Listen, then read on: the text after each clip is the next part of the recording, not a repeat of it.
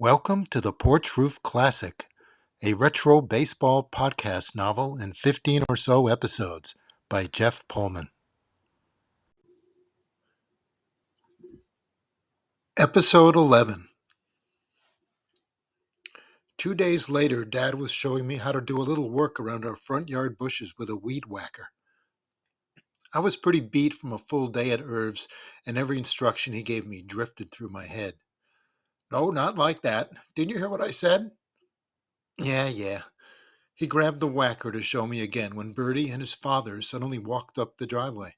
My dad took one look at their black complexions and visibly tightened. Who's this now? Bertie! I ran up and mussed his kinky hair. My dad felt stupid and half smiled as Bertie's dad, dressed in pressed Bermuda shorts and a blue polo shirt, stuck out his hand. Hey, Bill Perkins, he said with a warm smile. Dad awkwardly shook his hand. Phil Tosh, you just moved into the Jaffe's house, right? Sure did, and we're pretty happy in it so far. Got a fair amount of yard work to do, mostly out back, but we'll get there. There was an awkward silence. Mr. Perkins scanned our lawn. Looks like you keep yours up pretty nicely. Dad's face flushed like a ripe tomato. You think so? Uh-huh. Healthy green tells me perfect watering, with Joey obviously keeping tabs on the weeds. And the mowing, I added. Yep, showing him the weed ropes as we speak. Bill nodded. Hey, how'd all of you like to come over for dinner tomorrow night? I got a couple handsome chickens just waiting to be roasted. Dad laughed a little, but his friendly smile froze for a moment. Well, I have to ask Shirley first, because I don't know what she had planned, but I suppose we could. And I'm sure she'd like to meet your wife. Oh, afraid I'm just a solo act now. Bertie's mom passed away a few years ago. He put a comforting arm around his son. Oh, sorry about that. Dad stood there for an awkward beat. He glanced at me, fully aware we had recently watched Richie Havens and Sly Stone concert footage together, then turned back to Bill. Let us know what time's good for you, okay? Great. But didn't you have to ask Shirley? Nah, she'll be fine with it. What's he making again? Asked Mom for the third time as we drove down the street the next evening. It was only a 10-minute walk to the Perkins house, but unlike them, Dad had insisted we arrive in luxury. Chicken, he droned. Fried? I told you, Shirley. Roasted. Bertie's got to have baseball cards, and I bet he has Philly cards, yelped Robbie. I sighed. When we get there, you can find out. Well, that was wishful thinking on our part. Bertie not only had 0 baseball cards, but didn't possess one baseball-related item.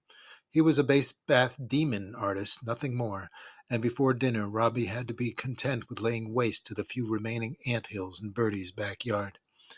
The Perkins home was spotless and simply decorated, as if for an impending open house.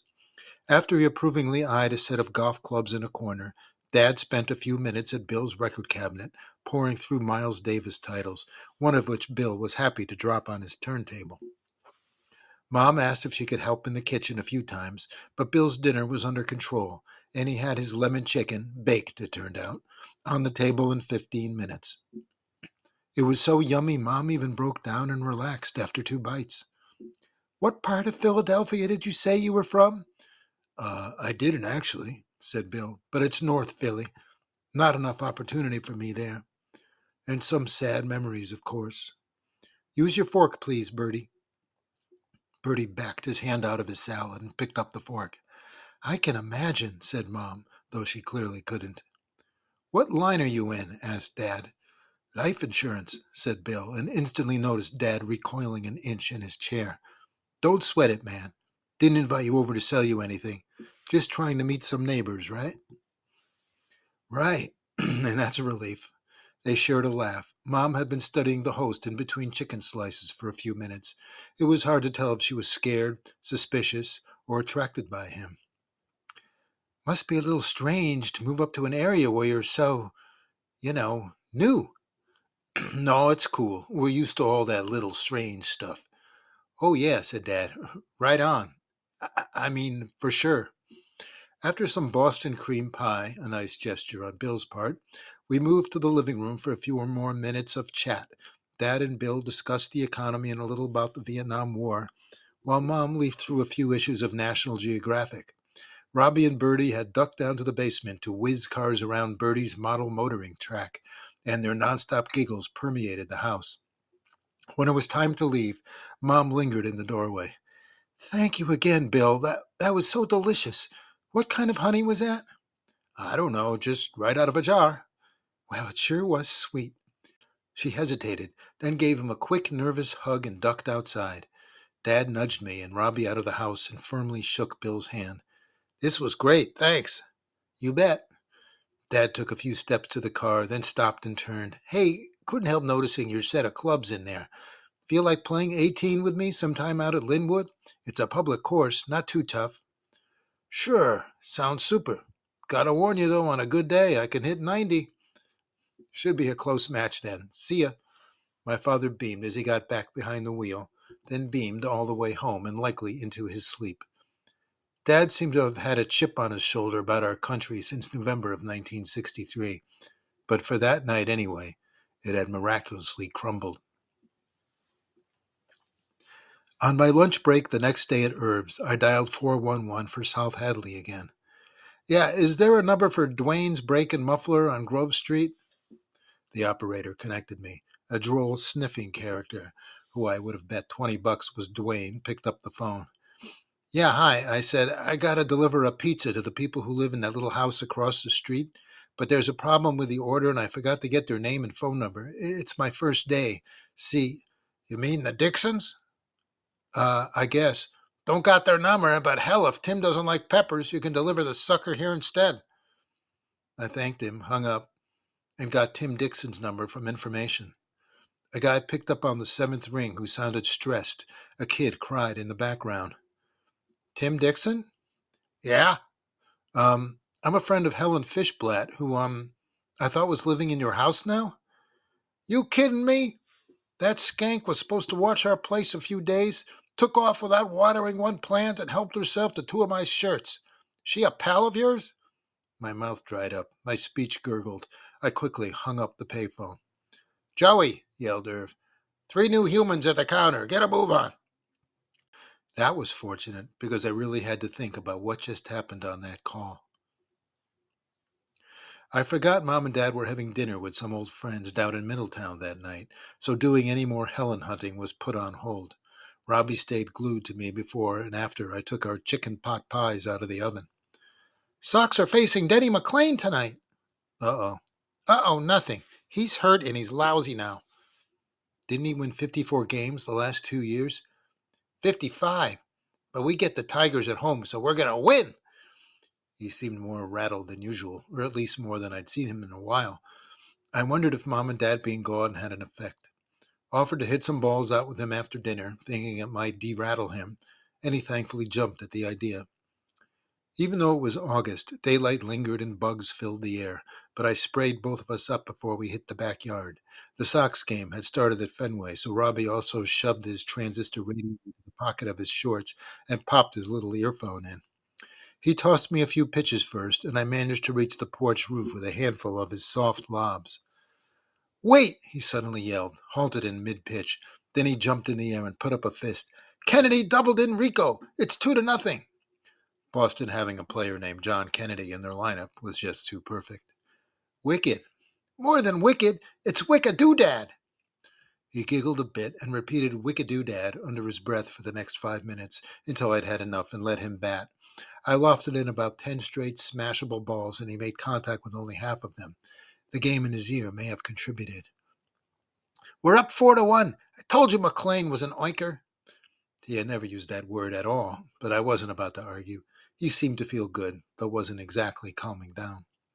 Then the breeze picked up. Every ball he managed to put in the air with his madcap helicopter swing died a quick death once it reached the outfield. Every one of his groans was a bit louder, and then Mickey Stanley homered for the Tigers in his ear. 4-3 now. Shit! Robbie? I don't care. He pouted and burrowed my next pitch straight into the dirt, dropped the bat, trudged across the yard, and back into the house. Robbie spent the next hour on his bed, totally mute, resorting his baseball cards by team and by card number over and over again. I let him be, grabbed a popsicle from the freezer, and went downstairs to watch a rerun of Merwin and Martin's Laugh-In. Ringo Starr had a guest appearance I had missed the first time it aired, and Lily Tomlin's Ernestine was trying to call Hubert Humphrey when there was a sudden loud crash over my head. "Robbie?" I heard him curse loudly and bolted up the basement steps. He had knocked over our entire night table and lay on his back on the bedroom rug, kicking the air and shrieking, "Poop face McAuliffe! I hate him! I hate him!" "What happened?" "Hit a two-run homer off Hartenstein in the ninth and we lost!" He shrieked again, grabbed his stack of Tigers cards off the bed and frantically began tearing them into pieces. "Robbie, stop!" He wouldn't. Lunged for the Red Sox pile next, and I grabbed him by the arm. He tried to bite me, and I fell on top of him. He arched his back, trying to shake me off. I could feel his hot bare legs through my pants. "You took your pill today, right?" "Get off me." "Did you?" "No, I ran out." "Oh, God, you didn't tell Mom and Dad?" "No, I thought I had more." He cried uncontrollably, pounded the side of the bed with his little fist. He was getting scary. "Okay, Robbie, get in bed, calm down, and let me try and call them." "McAuliffe's gonna die." "Get in bed." I got off him carefully, and he slithered under his sheets and sobbed. I ran to the kitchen, where Mom had left the Werbers' Middletown phone number on the counter. Dialed, but there was no answer. It was only 9:30, and I knew they had gone out to a restaurant, but had no clue which one. "Hartenstein's a dead man, too."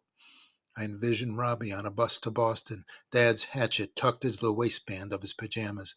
I threw open the drawer beneath the phone and rummaged through it until I found Mom's little red address book. Robbie's doctor was named Osterberg, and it was easy to find. There were two numbers listed, one for off and one for emerge. I dialed emerge, and a tired-sounding old guy said hello. "Dr. Osterberg?" "Yes. Who's calling?" "Joey Tosh, Robbie's brother?" "Yes." "Sorry to bug you at home, but he's going a little cuckoo right now, and our parents are down in Connecticut, and I can't reach them, and he's out of his pills, and I don't know how that even happened." "Okay, Joey, slow down and drink some water. You sound a bit cuckoo yourself." "Now I can prescribe some more pills, but there's no pharmacy open right now to fill the bottle, understand?" "Yeah." "And you're certain he's run out?" "Yes, I can put him on the phone to tell you himself, but he's kind of cuckoo, like I said, and not sure he'll make sense." "K-line's next." "See? Did you hear that?" "Yes, I did. Listen, I may have a few spare pills in my office to tie him over." "Great. I'll call for a taxi." "No, Joey, you don't have to do that. I'll get the Librium and come to you." "The what?" "Librium, the pills." "Oh, right. You would do that?" "Your brother needs to be at home right now. Just give me about 30 minutes. "That long?" "Oh, okay." The next half hour felt like 3 whole ones. I helped Robbie take a hot bath, played him some old Beatles 45s, and when I thought he was listening, repeated my mantra about baseball seasons being 162 games long for a reason. By the time Dr. Osterberg rolled up the driveway, it was 10:30. Mom and Dad hadn't called once and weren't due home till around midnight, but the psychiatrist had longish sideburns and an elfish gray beard, so it seemed safe to let him in. "Hi, Robbie," he beamed as my brother tiptoed out from his room, wet hair askew and dressed in clean pajamas. "Hi." Osterberg crouched a bit to shake his hand. "So we've been a little nervous tonight, I hear." "Yep." "Okay. Would you like to talk a few minutes?" Robbie nodded. The doctor asked me for a small glass of tap water from the kitchen, then took it and followed him down the hall to our bedroom and shut the door. I didn't want to eavesdrop. I didn't want to watch Laugh-In or anything else, and was too frazzled to read. So I paced, mostly in the kitchen but also the living room, hoping to high heaven Mom and Dad would get home already. Then I needed a new Robbie distraction, so sat and wrote out a letter I would probably never send if I even knew where to send it. Dear Helen, what the heck's going on with you? Why did you lie about moving to that house in South Hadley with your aunt? I might be younger than you, but I'm not a dope. I can figure stuff out. Anyway, I really thought we were good friends at least. Now I don't know what to think. And I pretty much regret ever making out and kissing you on my downstairs cot. The bedroom door opened. I could see Robbie on his bed. thumbed through a few baseball cards while he softly hummed. Dr. Osterberg gave him a goodbye pat on the head and came down the hall. He's doing better, and he should sleep well tonight. Tell your parents to call me on Monday. Okay, I will. Thanks. Hey, listen, I'm having some problems with this girlfriend of mine and thought maybe you could give me some advice while you're here. Sorry, Joey, that's not my arena. Just have a talk with her about it. But I can't. He was already out the door and headed to his car. My head and shoulders sagged. Would this crappy night ever end? About 15 seconds after he drove away, Mom and Dad's Catalina arrived from the opposite direction. I ran out to greet them with the Robbie news. They both seemed a bit woozy and more annoyed than concerned, though Mommy calmed me down with a nice cup of Ovaltine after checking in on Robbie. Oh, things just get away from me sometimes, she said and propped herself up against the counter. I promise this won't ever happen again. You mean Robbie freaking out? No, running out of his pills. Thanks for being a good big brother. Sure. Dr. Osterberg was nice. Think I could talk to him sometime, too? Or to someone else he knows? She chuckled under her breath. Maybe when you're older. You're no bag of wriggling worms like your brother is. If only that were true. Before going to sleep, I leaned over Robbie in the half-darkness of our room. He was snoring, a small wad of baseball cards clutched in his hand. Stray ones were scattered across his bedspread. I located a few Red Sox cards and carefully slipped them into the stack in his hand, lightly squeezed it, and turned off the bedside lamp. The next night after dinner, I made yet another 411 call, this time for the number of Phyllis Fishblatt in Newton. The woman who picked up the phone had a voice like a coal chute, but at least she existed. Hello? Hi, this is Joey Tosh. I'm a friend of your niece, Helen. I could hear her light up a cigarette before she spoke again. Yeah, that's right. Helen would be my niece. There was an endless pause. How's she doing? Okay, I hope. That's why I called. Kicked her out of the house a week or so ago. For doing nothing but lying around and lying to me about everything. Typical young lady behavior, of course. God forbid she should put the flirty stuff and the protesting on hold and get some paying job like most of the kids her age do. Oh, then I guess you weren't about to move to South Hadley like she told me. South where? Hadley? She took another long drag. Never been there. Listen, Helen's like a grown-up in some ways, but way too young in the rest. You gotta be real straight with her most of the time or she'll walk all over you day and night. I think she's been up there house-sitting for some family. Yeah, sure. Starts as house-sitting, turns into squatting. She pulled the same trick with a couple in New Hampshire when she was 15, if you can believe that. Well, I sure like Helen as a good friend. And I hadn't heard from her, so I was just trying to track her down. Good luck doing that, hon. Helly doesn't take too well to being tracked. Helly? Look, I got a casserole that's screaming for attention right now. So, okay, no problem. Thanks for talking to me. And if you hear from her, that goes both ways, hon. And she hung up. I had the next day off, so biked over to the Randolph Storch Library in the morning. I usually went there once a month, but Robbie's freakout was still on my mind. I had a lot more motivation this time. The library was a thing of beauty. Old Randy Storch died in 1806 after a long, meaningful life as the local schoolmaster, vice president of Westfield Printing Company, and Marsh Meadows' longtime book champion. His white, classic colonial home had a green front lawn the size of two bowling alleys, and in 1878 officially became the town library. The problem was that Jamie Steger now worked at the reference desk. Of all the summer jobs Danny's wannabe girlfriend could have gotten, it had to be this one. She raised a pert nostril in my direction as I approached the desk. Can I help you, maybe? Yeah, maybe. Looking for books on psychology? Mental illness stuff? She scoffed under her breath. Really? Okay, yeah, that would be nonfiction in the 600s. In the basement. She practically shivered with delight when she said the word. I nodded and started to walk away. She leaned forward on the counter to expose all 5 centimeters of cleavage. Danny says, you guys are going to be roadkill, huh? The game, the Fairy Ball Championship, or whatever it's called. You saw us play? What? No. Then how do you know? You, Izzy, and Jean Remar? Are you serious? Show up and watch what happens. I don't think so, Joey. I don't like gory movies. And bring your friends along. I wouldn't bring my dog if I had one. I made a loud barking sound to make her jump and hopefully get her in trouble with Mrs. Peeler. The stuffy head librarian who kept a pencil behind each ear spun around and put a hushy finger to her lips. Anyway, Jamie whispered, after watching one of Danny's practices, I think I know what I'm talking about. He's having practices? Like every late afternoon in his backyard? Oh, I guess that isn't something you guys are doing. Too bad. She turned away, and I left the desk with a scowl on the outside, feeling sick on the inside. The staircase to the library basement was long and badly lit, and the basement was always colder, mustier, and creepy, no doubt due to the pile of Storch family bones sealed up behind one of the walls. I found 2 rows of bookshelves for the 600s and quickly scanned the titles, looking for something useful.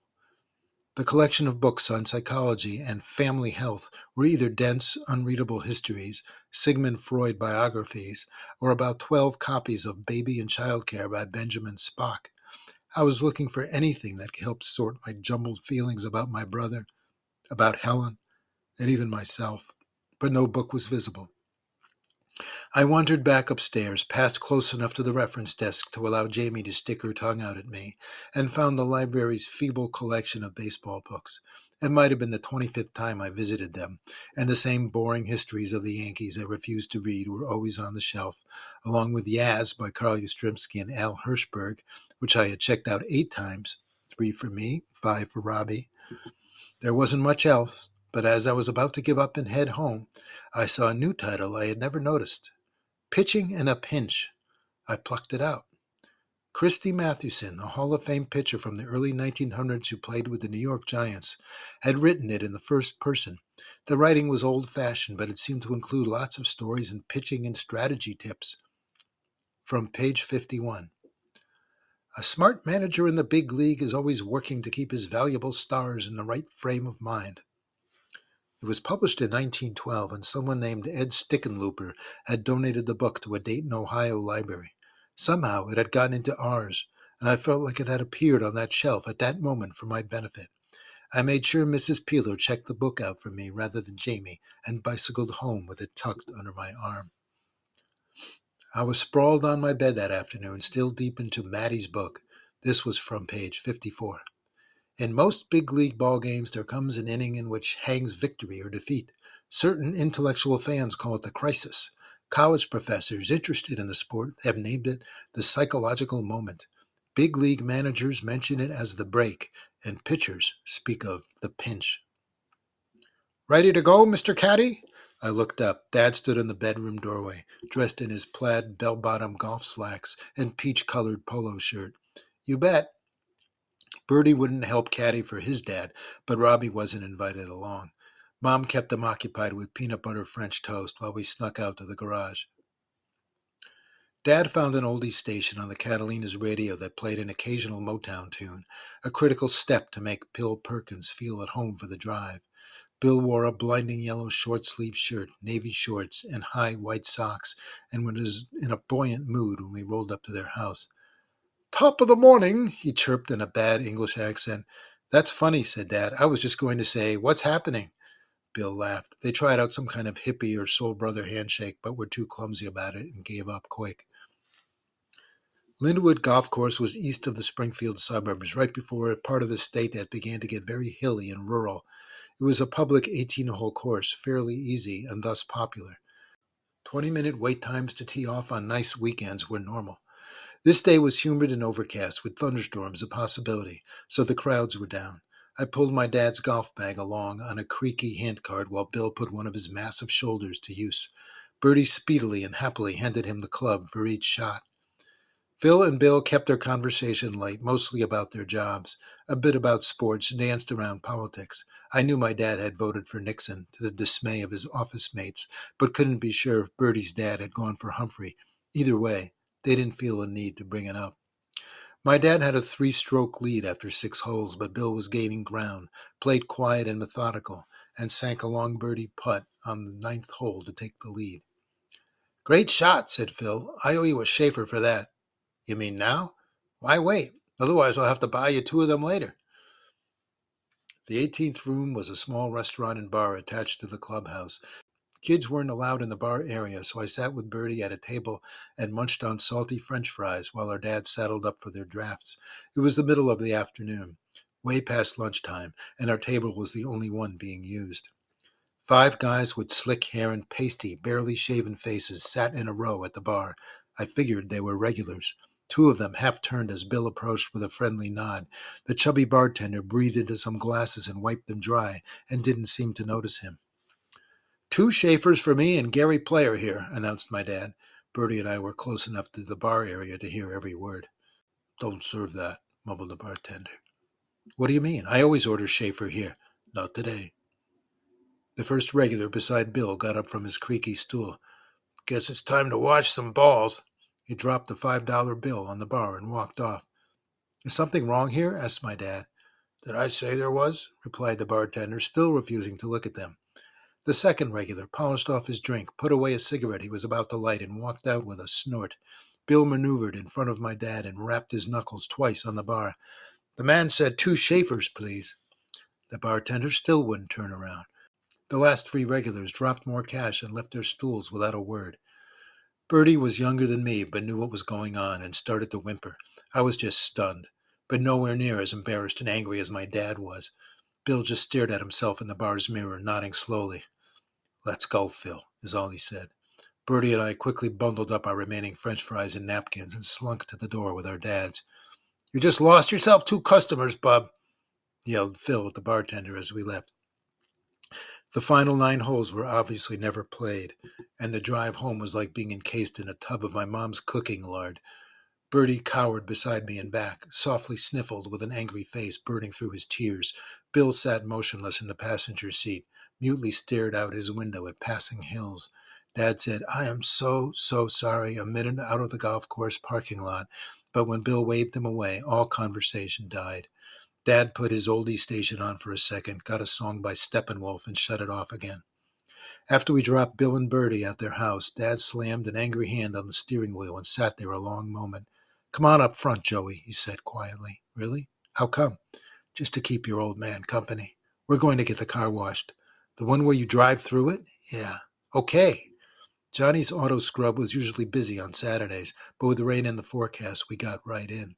I wondered why Dad wanted to even bother. But as the first volley of soap and spray hit the windshield, the metaphor in the air became clear. There's so much of this racist filth in the world, Joey. I wish it wasn't true, but it is. You mean like Grandpa having to change our family name from Toshwitz? He didn't have to. He just got scared and gave in. But believe me, it all comes from the same filthy place. Supposedly this country was focused on equality, but that's just a big joke.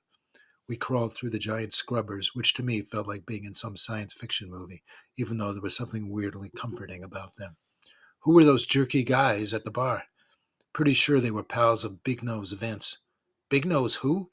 Vince Petrali. He's a local mobster who runs sporting betting places and partly owns Linwood.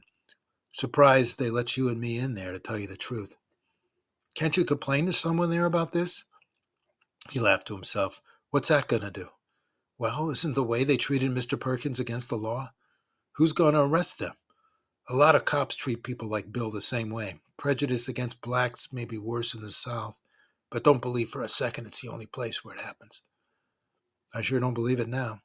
We rolled out the other side, where I helped Dad dry off the car with hand towels he kept in the trunk. The filth may have gone from the Catalina, but it had poured into me. 3 hours later, I had a hard time concentrating on anything but Mr. Perkins and Bertie's devastated faces as we left that golf course. You've been listening to The Porch Roof Classic by Jeff Pullman. This retro baseball podcast novel was made possible by Spotify for podcasters and Buzzsprout. Be sure to basket catch another episode next week.